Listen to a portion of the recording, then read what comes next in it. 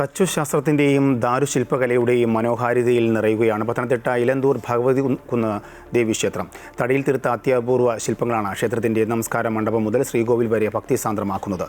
പത്മദളത്തിനുള്ളിൽ മാതൃഭാവത്തിൽ വിരാജിക്കുന്ന കാളിദേവിയുടെ ശില്പം ഉൾപ്പെടെയുള്ള വിസ്മയ കാഴ്ചകളിലേക്ക്.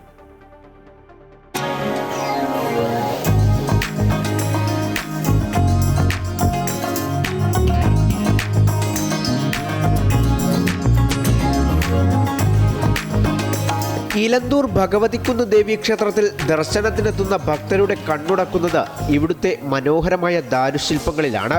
പൂർണ്ണമായും ആഞ്ഞിലി, തേക്ക് എന്നീ തടികളിലാണ് ഈ വിസ്മയങ്ങൾ വിരിഞ്ഞിരിക്കുന്നത്.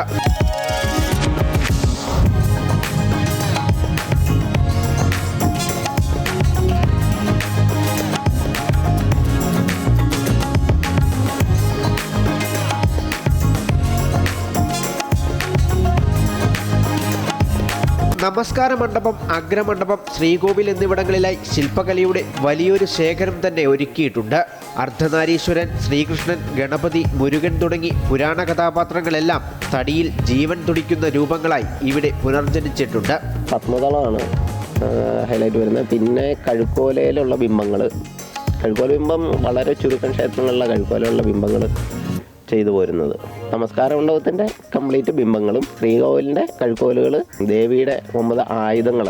അഗ്രമണ്ഡപത്തിലെ പത്മദളത്തിൽ കൊത്തിയിട്ടുള്ള കാളീദേവിയുടെ രൂപം ശില്പവൈദഗ്ധ്യത്തിൻ്റെ ഉത്തമ ഉദാഹരണമാണ്. ഭക്തിയും കലയും ഒത്തുചേരുന്ന ഈ നിർമ്മാണത്തിലൂടെ ക്ഷേത്രത്തിന് പുതിയൊരു മുഖച്ഛായയാണ് കൈവന്നിട്ടുള്ളത്. ദേവപ്രസ്ഥത്തിൽ പറഞ്ഞ പ്രകാരം ശ്രീകോവിൽ, നമസ്കാര മണ്ഡപം, യക്ഷിയമ്പലം എന്നിവയാണ് പുനർനിർമ്മിക്കേണ്ടി വന്നത്. അപ്പോൾ അതിനാവശ്യമായിട്ട് വന്നത് തടിയിലാണ്. നേരത്തെ ഇത് കോൺക്രീറ്റ് ആയിരുന്നു.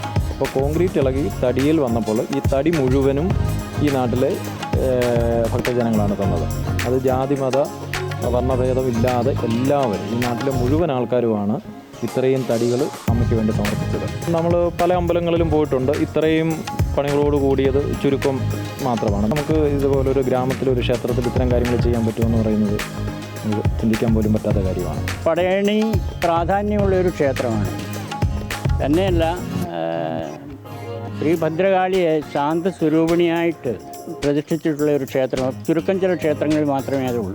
അങ്ങനെയുള്ള ഒരു ക്ഷേത്രം കൂടാണിത്. നൂറ്റാണ്ടുകൾ പഴക്കമുള്ള ക്ഷേത്രത്തിന്റെ തനിമ ഒട്ടും ചോരാതെയാണ് ഓരോ ശില്പവും രൂപകൽപ്പന ചെയ്തിരിക്കുന്നത്.